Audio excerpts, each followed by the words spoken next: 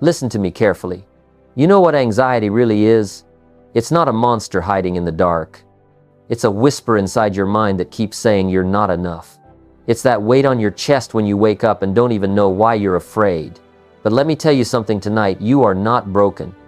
You are not weak. Anxiety doesn't mean you failed, it means you're human, it means you care. It means something inside you is still fighting. And if you're still fighting, my friend, that means you're still alive. And alive means you can win. Let's break it down step by step. So, let's start with step number 1. Face it, don't run from it. You can't heal what you refuse to face. That's the first rule, my friend. See, most people spend their lives running from anxiety, pretending it's not there, distracting themselves with noise, with screens, with endless busyness.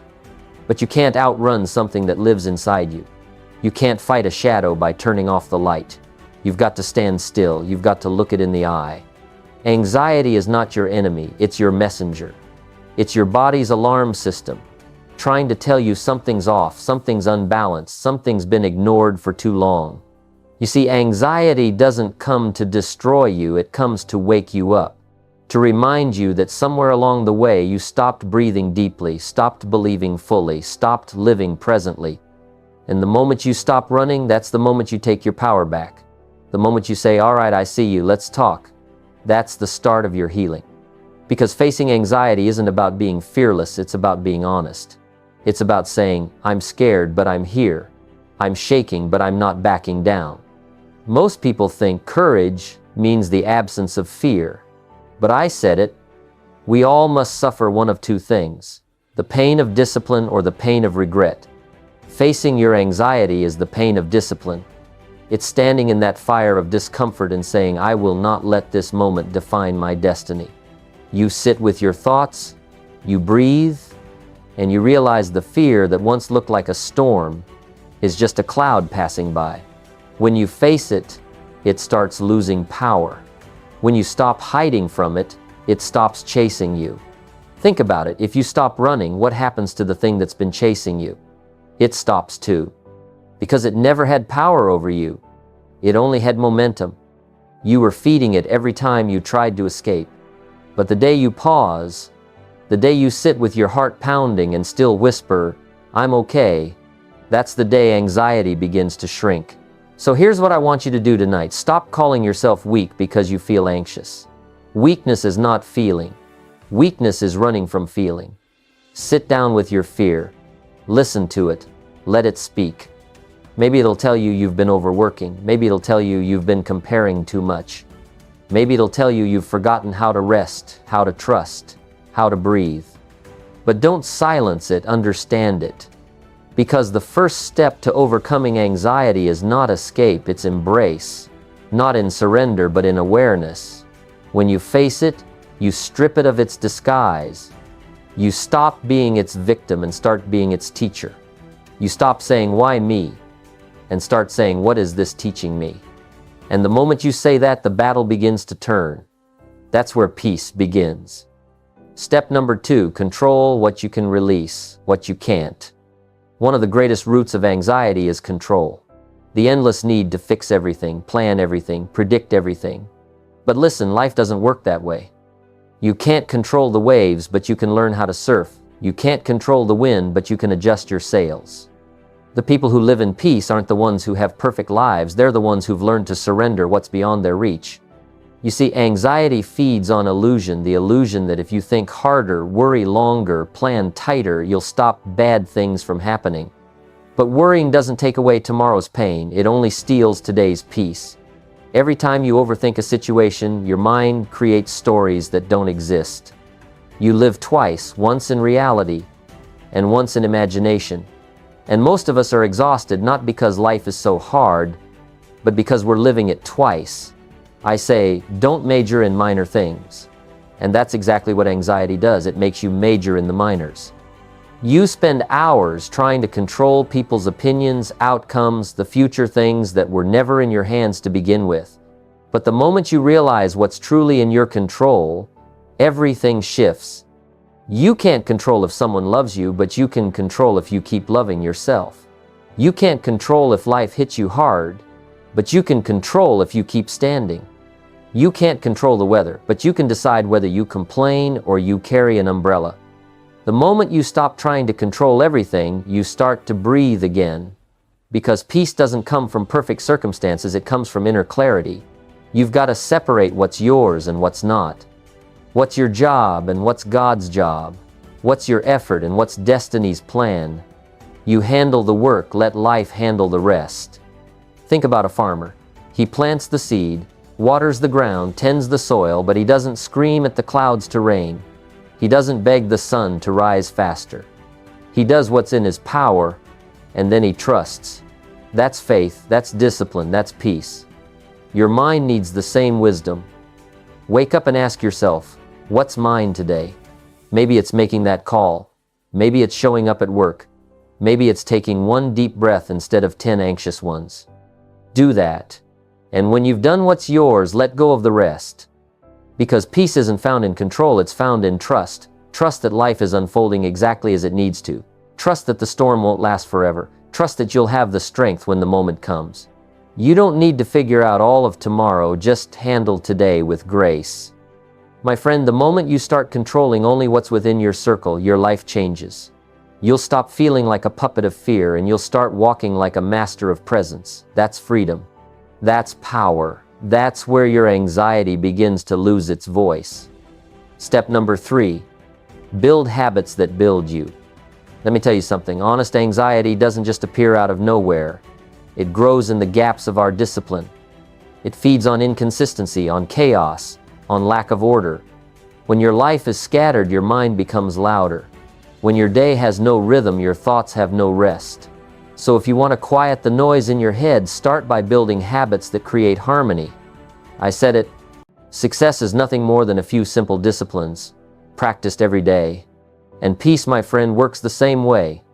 It's not a miracle that happens overnight, it's the fruit of daily structure. Wake up at the same time, move your body, read something that feeds your mind, write something that clears your heart. When you create order in your life, you send a message to your mind, I'm in charge. Most people try to fix anxiety by chasing comfort, scrolling, sleeping, avoiding. But comfort doesn't heal, it hides. What heals is structure. When you choose discipline over distraction, you create safety for your soul. Because discipline isn't punishment, it's protection. Every habit you build is a shield that guards you from the chaos within. Think of your habits as bricks. Every day you lay one down, a morning routine, a moment of gratitude, a few minutes of silence, and over time those bricks become a wall strong enough to hold back the flood of fear. You don't have to rebuild your life overnight. Just start with one habit that builds you instead of draining you. Anxiety loves the unknown, it loves unpredictability. That's why routine is your ally, not your enemy. When you know what comes next, your mind relaxes. You stop guessing and start living. You stop reacting and start creating. Even the smallest ritual, making your bed, journaling your thoughts, walking for 10 minutes reminds your nervous system, I'm safe, I'm steady, I'm okay. But here's the truth, habits are not built by motivation. They're built by repetition. There will be days you don't feel like doing it, do it anyway. Because the moment you keep your word to yourself, your confidence grows. And when confidence grows, anxiety starts to shrink. You see, people think peace comes from calm situations. No, peace comes from self-trust. From knowing that no matter what chaos shows up, you've built the strength to handle it. And that strength comes from your habits. Habits that build your mind, strengthen your body, and feed your spirit. So ask yourself, are your daily choices feeding your peace or your panic? Are your mornings built on purpose or on panic? Because every small act either takes you closer to peace or further into anxiety. Choose wisely. Build habits that build you, because the structure you create on the outside will become the calm you feel on the inside. That's not just psychology, that's philosophy. That's self-mastery. That's freedom. Step number 4, master your mind or it will master you. Let's be real, your mind can be your greatest servant or your worst master. The thoughts you entertain shape the world you live in. Anxiety doesn't begin in the outside world, it begins in the conversation you allow inside your head. The mind whispers, what if you fail? And you listen. It says, you're not enough. And you believe it. But here's the truth, your thoughts are not facts. They are visitors, and you get to decide who stays. I said it, stand guard at the door of your mind. And my friend, that's where the real work begins. Because if you let every fearful, doubtful, toxic thought walk right in, don't be surprised when your peace starts packing its bags. You've got to become the gatekeeper of your own mind. When a thought says, "You can't handle this," answer it. Say, "Maybe I can't handle everything, but I can handle today." When a thought says, "You're not enough," smile and say, "I'm growing." Because your words can rewrite the script that anxiety plays in your head. Your mind is like a garden. Whatever you water will grow. If you water fear, you get weeds. If you water faith, you get flowers. So stop watering your worries. Every time you replay your fears, you're feeding them. Every time you imagine the worst, you're rehearsing disaster. Instead, start feeding your faith. Speak words that strengthen you. Fill your mind with wisdom, not worry books, speeches, truth, stillness. Because the more you feed your mind strength, the weaker anxiety becomes. Here's the secret. The goal isn't to stop thinking, it's to start directing your thinking. When your mind starts spiraling, don't try to fight it with more thoughts. Interrupt it. Breathe. Move. Speak something powerful out loud. Say, "I'm safe. I'm here. I'm not my thoughts." Because the moment you interrupt that loop, you remind your brain who's in charge. The mind loves patterns, and if you've spent years feeding it fear, it'll crave that same chaos. That's why change feels uncomfortable at first. Peace will feel boring. Calm will feel strange. But stay with it. Keep reprogramming your focus. Over time, your mind learns new patterns. Patterns of peace, gratitude, discipline, and awareness. Anxiety doesn't vanish overnight. It fades as you train your thoughts. You don't defeat it in one battle, you win by showing up every day, choosing faith over fear, order over chaos, truth over lies. And don't forget, you can't think your way into peace. You practice your way into it through repetition, awareness, and patience. Through catching one thought, challenging it, replacing it. That's mental discipline. That's inner leadership. So from today, promise yourself this: you will no longer be a slave to every thought that knocks on your door. You'll listen, yes, but you won't obey. You'll feel fear, but you won't feed it. Because your mind is not your enemy, it's your instrument. And when you master it, anxiety loses its power. Step number 5, strengthen your spirit. Find something greater than fear. There's something you've got to understand about anxiety. It grows when your life loses meaning. When you stop living for something bigger than yourself, fear fills the empty space. Because the human spirit was not built just to survive, it was built to serve, to grow, to connect, to believe. When your spirit is strong, your fear becomes small. But when your spirit is weak, even small fears feel enormous.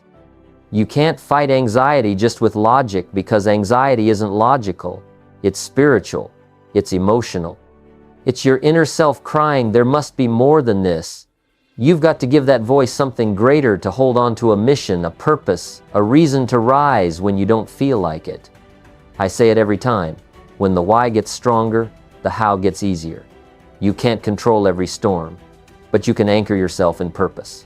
When you live with meaning, you stop asking, "Why me?" and start saying, "Use me." You stop running from pain and start learning from it. That's where power is born, in the shift from victim to vessel. Listen, your spirit is the battery of your being. You can train your body, sharpen your mind, organize your schedule. But if your spirit is empty, anxiety will always find a way back in. Because the spirit is what gives context to your chaos. It's what turns struggle into story. When you know your pain has a purpose, you stop fearing it. You start transforming it. So what strengthens the spirit? Gratitude, faith, service, stillness. Gratitude reminds you that even in the middle of the storm, there's still beauty. Faith reminds you that you're not alone, that something bigger than you is guiding your steps. Service reminds you that you're not here just to take, but to give. And stillness reminds you that peace isn't found in the absence of noise, but in the presence of understanding. Anxiety screams, the spirit whispers. And most people can't hear the whisper because their life is too loud. That's why you've got to slow down. Get quiet. Listen. You'll be surprised how much wisdom lives inside silence. That's where strength begins, not in shouting louder than your fears, but in listening deeper than your thoughts. Your spirit doesn't need perfection, it needs connection. Connection to truth, to purpose, to people who lift you. Find what ignites your soul: prayer, meditation, gratitude, helping someone else, and do it daily. Because the more you feed your spirit, the less room there is for fear. So from now on, don't just fight anxiety, fortify your spirit, build faith stronger than your fear. Because when your roots go deep, no storm can uproot you. Anxiety may visit, but it won't stay. It may whisper, but it won't win. Strengthen your spirit, because a strong spirit doesn't avoid fear, it outgrows it. Step number 6. Protect your environment. Energy is contagious. Let me tell you something: you can't heal in the same environment that keeps you sick. You can't grow peace while standing in a field of noise. And you can't build confidence when you're surrounded by people who profit from your doubt. The truth is simple. Energy is contagious. Who you spend time with, what you listen to, what you watch, what you read, all of it shapes your state of mind. I said it perfectly. You are the average of the 5 people you spend the most time with. Think about that. If you spend your time around negativity, chaos, gossip, fear, don't be surprised when your soul starts shaking. Because your environment doesn't just influence you, it creates you. Anxiety often hides in the atmosphere. The conversations, the habits, the digital noise. You can't feed your mind garbage and expect peace to grow. You can't spend all day consuming comparison on social media and expect calmness at night. You've got to clean your environment like a gardener pulling weeds. Start by looking around you. Who drains your energy? Who lifts it? Who challenges you to grow, not by judging, but by inspiring? Because anxiety multiplies in spaces of confusion, but it dissolves in spaces of clarity and encouragement. Protect your peace like you'd protect your home. You wouldn't let just anyone walk in, throw dirt on your floor, and break your windows, so why let people or content do that to your mind? And remember, protecting your peace doesn't mean cutting everyone off or living alone on a mountain. It means setting boundaries. It means saying no when something costs your mental stability. It means choosing people who bring sunlight instead of storms. It means filling your space with things that breathe life into you, music that uplifts, books that strengthen, mentors who challenge, friends who remind you of who you are when you forget.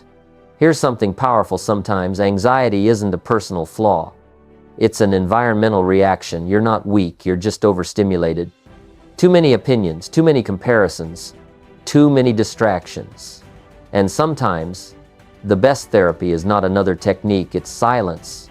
A walk outside, a room with no phone, a conversation with someone who listens without fixing. Protecting your environment also means protecting your inputs. Your phone, your feed, your conversations, they're shaping your beliefs, even when you're not paying attention. If you fill your world with noise, your soul will never rest. But if you fill it with growth, your anxiety will start to fade, not because life got easier, but because your roots grew deeper. So ask yourself, who's in my circle? What's in my environment?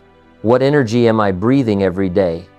Because peace isn't just built in the mind, it's built in the space you create around it. Build an environment that feeds your focus and starves your fear. Because the energy you allow around you will either drain your fire or help you light the world. Step number 7. Move your body. Motion changes emotion. You can't sit your way out of anxiety. You can't think your way out of it either. You've got to move. Because when the mind is full of fear, the body becomes still. And when the body becomes still, the fear gets louder. The energy has nowhere to go, so it turns inward. It becomes shaking, tightness, panic. But here's the secret. Your body and mind are partners. If your thoughts can make you anxious, your movement can make you free. I said it. Take care of your body. It's the only place you have to live. And he was right. Because the body is not just a machine that carries your thoughts, it's the language your emotions speak through. You can't silence the storm in your head until you release it through your body. That's why exercise, walking, stretching, deep breathing, they're not just routines, they're therapy. You ever notice how anxiety always wants you to sit down, to hide, to curl in? That's fear's posture. So do the opposite. Stand up, roll your shoulders back, breathe deep, walk fast, move with purpose. Because motion tells your brain we're safe, we're in control. When your body moves, your nervous system releases trapped energy, your chemistry shifts, your heart remembers strength. It doesn't matter what kind of movement, walk, run, dance, lift, stretch, punch the air, just move. Don't wait for motivation. Movement creates motivation. You can't wait to feel ready, you move, and readiness follows. Every drop of sweat you shed is a drop of fear leaving your system. Every breath you take is a declaration, I am here, I am alive, I am not my anxiety. Here's what people don't realize, the body stores emotion. Every unspoken word, every suppressed fear, every silent tear, it lives somewhere inside you. That's why after a workout, or even a long walk, you feel lighter, not just physically, but mentally. Because movement is the body's way of letting go. So make it a daily ritual. It doesn't have to be perfect, it just has to be consistent. Because consistency builds confidence, and confidence kills anxiety. You want to change your emotional state? Move your body differently. Breathe deeper. Change your rhythm. Stand taller. Act like peace already belongs to you, and soon it will. Remember, motion creates emotion. When you move your body, you change your chemistry. When you change your chemistry, you shift your energy. When you shift your energy, your thoughts begin to change. That's not magic, that's biology. So the next time anxiety hits, don't freeze move. Walk outside. Do push-ups. Stretch. Clean your room. Breathe like your life depends on it, because in that moment it does. Move your body, because anxiety cannot live in a body that's in motion. Step number 8. Speak power. Rewrite the story you tell yourself. Every time you open your mouth, you're programming your mind. You're either planting seeds of peace or roots of fear. And the sad truth is, most people talk themselves into anxiety without even realizing it. They say things like, I'm just an anxious person. I can't handle stress. Life is too much. And then they wonder why their body believes it. Listen to me, your words are not harmless. They are blueprints. The mind listens, the heart reacts, and the body obeys. I said, don't speak your weakness, speak your strength. You don't need to lie to yourself, you just need to tell the truth in a stronger way. Instead of saying, I'm overwhelmed, try, I'm managing a lot, but I'm learning to breathe through it. Instead of saying, I'm broken, say, I'm rebuilding. Because language is not just communication, it's creation. What you repeat, you reinforce. The stories you tell yourself are like music in the background of your life, and anxiety loves sad songs. So change the soundtrack. Speak words that align with the person you want to become, not the pain you want to escape. Say it out loud. I'm healing. I'm growing. I'm stronger than I was yesterday. It may sound small, but every positive word is a seed of confidence planted in the soil of your mind. You see, anxiety thrives in silence, in the quiet repetition of fearful thoughts that never get challenged. But the moment you open your mouth and speak power, you interrupt the pattern. You remind your mind who's in charge. It's like turning on a light in a dark room. The darkness can't argue, it just leaves. Be mindful of the words you use daily about yourself, your future, your circumstances. When you say, this always happens to me, you trap yourself in a loop. But when you say, this is teaching me something, you open a new chapter. Words are windows. They can either show you possibility or imprison you in pain. And don't just speak about yourself, listen to the language of the people around you. Because if you surround yourself with constant complaint, gossip, and fear, those words become the atmosphere you breathe. Start feeding your ears with truth, positivity, and vision. What you hear repeatedly becomes what you believe eventually. Every day, Declare your peace out loud, even when you don't feel it, especially when you don't feel it. Say, I am not anxiety, I am not fear, I am not my thoughts. I am the awareness behind them. I am calm. I am capable. I am enough. And repeat it until your mind starts believing it, because repetition is the language of the subconscious. You have the power to rewrite your story. You don't have to keep repeating the chapter called fear. Turn the page. Write a new one where anxiety may visit, but it no longer gets to narrate. You are the author now. So speak power, because every word you say is a seed, and you're the gardener. Grow peace with your speech, and watch your life bloom again. Step number 9, accept what is. Stop fighting reality. Let's face it, a big part of anxiety doesn't come from what is, but from wishing things were different. You want certainty in an uncertain world. You want perfection in a messy process. You want control where life offers surrender. And the gap between how it is and how you want it to be, that's where anxiety lives. I said it. Don't wish it were easier, wish you were better. That's the truth most people run from. Anxiety often grows in resistance, the constant mental argument with reality. You keep replaying, this shouldn't have happened, I shouldn't feel this way, they shouldn't have left. But here's the paradox. The moment you stop fighting reality, you free yourself to change it. Acceptance is not weakness. It's strength, disguised as stillness. It's looking at life and saying, it is what it is, but it won't always be. It's choosing to meet reality as it is today, so you can build a better tomorrow. Because how can you heal what you keep denying? You can't fix a problem you refuse to name. Acceptance doesn't mean approval, it means awareness. And awareness is the beginning of peace. When you stop fighting life, you start flowing with it. You stop trying to control every storm, and you learn to dance in the rain. You stop demanding that people act differently, and start mastering your response instead. That's where true freedom begins, not in the absence of pain, but in the presence of perspective. Here's something powerful. Life is not supposed to be calm all the time. You're not supposed to have everything figured out. The wind was made to test the tree, to make its roots grow deeper. Every struggle is shaping something invisible inside you. When you accept that, anxiety loses its grip. Because now, the storm isn't something happening to you, it's something happening for you. Think about it. Every time you've survived something you thought would break you, what happened? You grew. You got stronger. You learned who you are. Anxiety tells you you can't handle this. Life replies, you already have. So tonight, I want you to stop fighting reality. Stop arguing with the moment. Stop wishing it were easier. Accept what is, breathe through it, and then ask, what now? That question turns pain into purpose.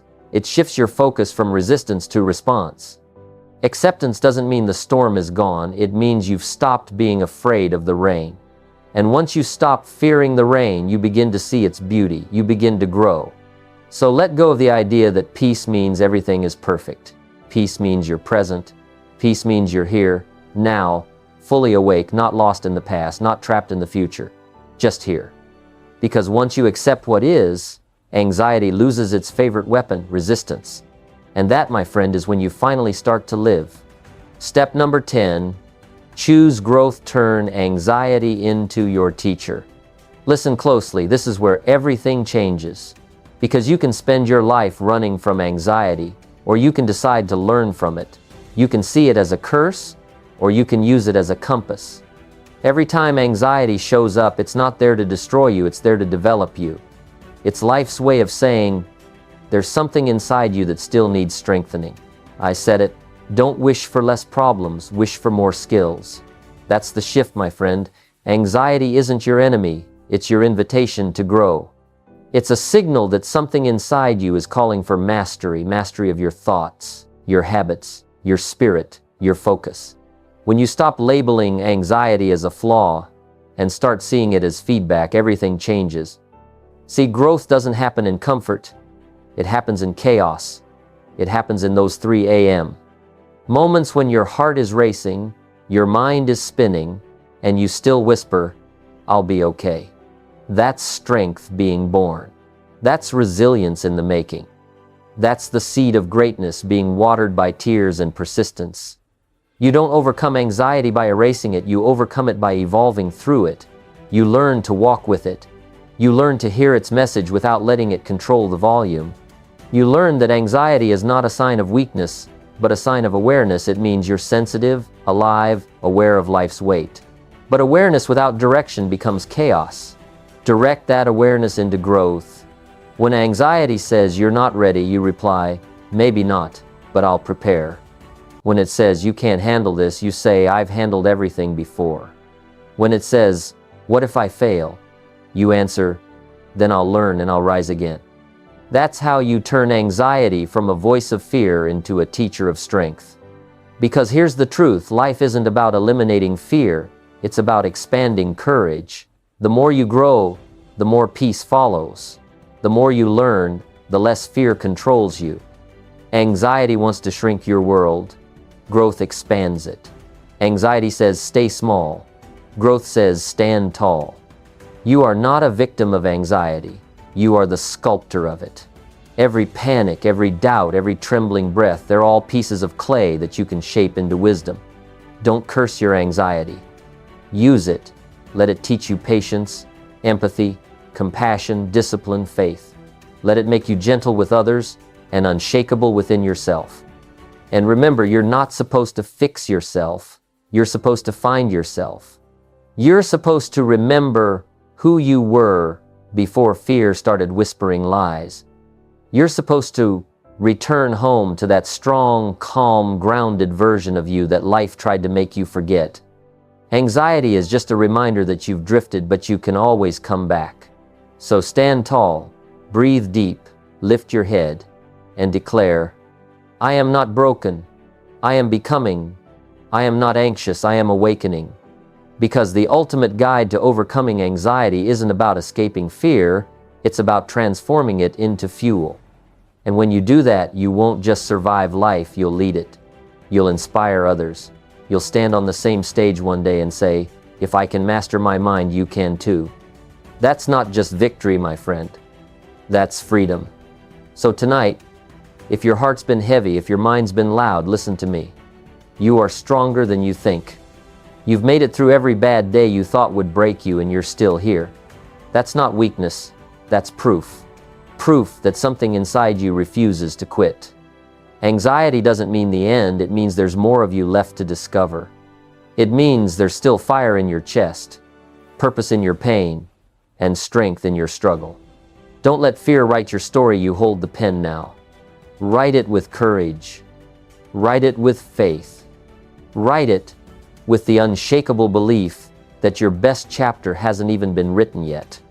Because the ultimate guide to overcoming anxiety isn't found in avoiding the storm, it's found in learning to dance in the rain. And when you do that, you'll realize you were never fighting the storm. You were the storm